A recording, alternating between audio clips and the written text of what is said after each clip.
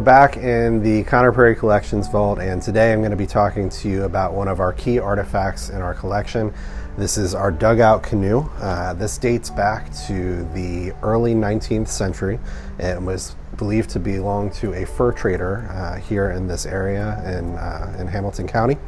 The canoe is 24 feet long and 4 inches, 1,900 pounds.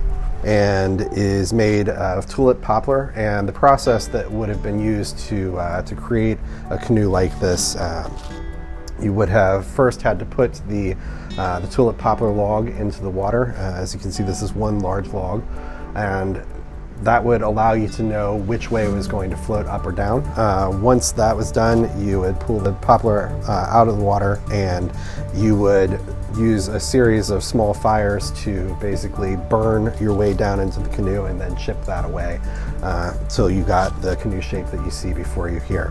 The tulip poplar tree, the Lenape word that is used basically means canoe making tree, so that's an interesting little fact about this. This is the sort of canoe that would have been used to trade furs down along the White River during the time that Conner and the Lenape were here. A few interesting facts about the canoe beyond this: it was discovered on November 15th of 1964 by a gentleman named Clay Kinsey on a tributary along the White River. And once it was discovered, about a year later, on November 23rd of 1965, Earlham College began an excavation of the canoe out of the tributary. It was weighed down with lots of rocks. It's believed that it was used as the foundation, possibly, of a dam for one of John Conner's mills. So that's where the Conner connection comes in. And this piece, like I said, was excavated over the course of about a week. It was excavated very quickly because there were a number of bystanders and onlookers that showed up, and they wanted to make sure that there weren't any people that were going to come along and take souvenirs as the excavation was going on.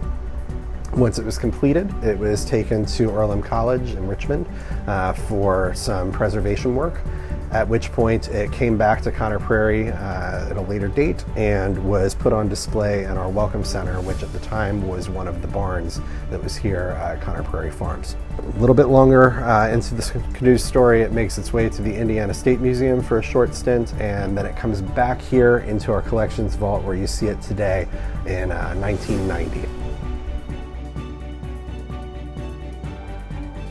You know, the really fascinating things about these objects is the fact that they've made it this far through time and the way that they've been preserved to get to us, so that we can continue to tell their stories.